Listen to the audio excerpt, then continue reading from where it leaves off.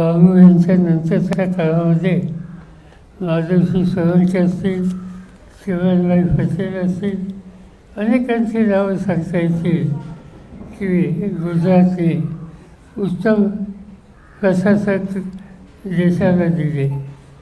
ही जी नावं मी आत्ता आपल्या सगळ्यांना सांगितलं, यांचं एक वैशिष्ट्य होतं की यापैकी कोणालाही त्यांच्या राज्यातनं कधी तडीपार केलं गेलं होतं. तो प्रसंग कधी राज्यकर्त्यांच्यावर आला नाही आणि त्यामुळं तडीपार न केलेले आणि गृह खातं आणि गुजरातमधून योगदान देणारं अशा प्रकारच्या नेत्यांची आज मला आठवण होते. परवाच देशाच्या गृहमंत्र्यांनी काही भाषणं केली, विधान केली. भाषणं करण्याचा त्यांचा अधिकार आहे, पण थोडी बहुत माहिती अधिक घेऊन भाषणं केली तर लोकांच्या मनामध्ये शंकेची स्थिती निर्माण होईल. त्यांनी 1978 सालपासून माझी आठवण त्यांना झाली आणि 1958 सालापासून मी राजकारणात, प्रशासनात काय केलं त्याचा उल्लेख त्यांनी तिथे केला.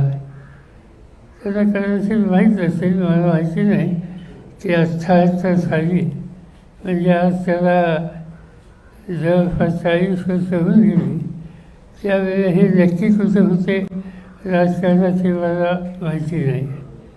पण 1978 साली मी राज्याचा मुख्यमंत्री होतो आणि माझ्या मंत्रिमंडळामध्ये जनसंघाचे नेते उत्तमराव पाटील, दुसरे नेते हर्षू अडवाणी, अकोल्याच्या डॉक्टर प्रमिलाताई चोपडे असे अनेक कर्तृत्ववान जनसंघाचे लोक माझ्या मंत्रिमंडळामध्ये होते आणि संबंध त्या 1978च्या पूर्ण सरकारचा जर तुम्ही माहिती घेतली किंवा वाचन केलं तर यातल्या सगळ्यांनी महाराष्ट्राच्यासाठी एकच येऊन अतिशय चांगल्या प्रकारचं योगदान दिलं.